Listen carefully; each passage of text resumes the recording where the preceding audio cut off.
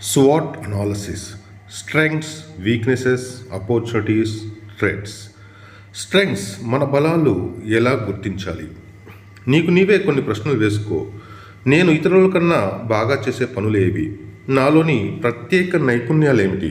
నాకు గర్వంగా అనిపించే విజయాలేవి? ఉదాహరణకు, ప్రాజెక్టును సమయానికి పూర్తి చేస్తావా? టీమును బాగా నడిపిస్తావా? సమస్యలు వస్తే ప్రశాంతంగా పరిష్కారం చేస్తావా?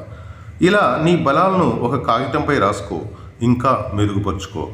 ఇక నెంబర్ 2, వీక్నెసెస్. మన బలహీనతలను గుర్తించడం చాలా ముఖ్యం. ఏ పనుల నుంచి నీవు తప్పించుకోవాలనిపిస్తుంది?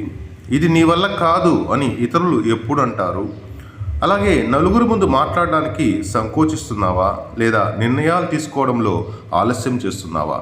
ఇలా నీ బలహీనతలను గుర్తించు, వాటిని నిజాయితీగా అంగీకరించి నీ బలహీనతలను స్టెప్ బై స్టెప్ అధిగమించడానికి ప్రయత్నం చేయండి. ఇక నెంబర్ 3, ఆపర్చునిటీస్. అవకాశాల కోసం ఎదురు చూడకుండా మనమే వెతకాలి లేదా సృష్టించుకోవాలి. నీవు పనిచేసే రంగంలో కొత్త టెక్నాలజీలు వస్తున్నాయా? అదనపు స్కిల్స్ నేర్చుకోగలుగుతున్నావా?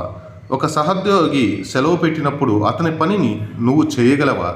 ఇది నాకెందుకు అనుకుంటే అవకాశాలు పోతాయి. నేర్చుకుందామంటే ఎదుగుదల మొదలవుతుంది. ఇక్కడ స్వయంగా చొరవ చూపాలే కానీ ఎవరు వచ్చి మనకు చెప్పరు. ఇక నెంబర్ 4, థ్రెట్స్. అపాయాలు తెలుసుకుంటే మనుగడ ఉంటుంది. పోటీ పెరుగుతోందా? నీ పనికి డిమాండ్ తగ్గుతోందా? ఆటోమేషన్స్, కొత్త టూల్స్ నీ పనిని రీప్లేస్ చేస్తున్నాయా? ఇవి తెలుసుకుంటే ముందుగానే సిద్ధం కావచ్చు. ఇక చివరిగా చెప్పేది ఏంటంటే, స్వాట్ అనాలిసిస్ అంటే కేవలం 4 పాయింట్లు కాదు. మనల్ని మనం అద్దంలో చూసుకోవడం, దారి తప్పితే దారి చూపించుకోవడం, బలాలను పెంచుకోవడం, మన బలహీనతలను తగ్గించుకోవడం, అవకాశాలను వినియోగించుకోవడం, అపాయాలను అధిగమించడం. అంటే మీ జీవితానికి మీరే లైఫ్ కోచ్ అవ్వడం.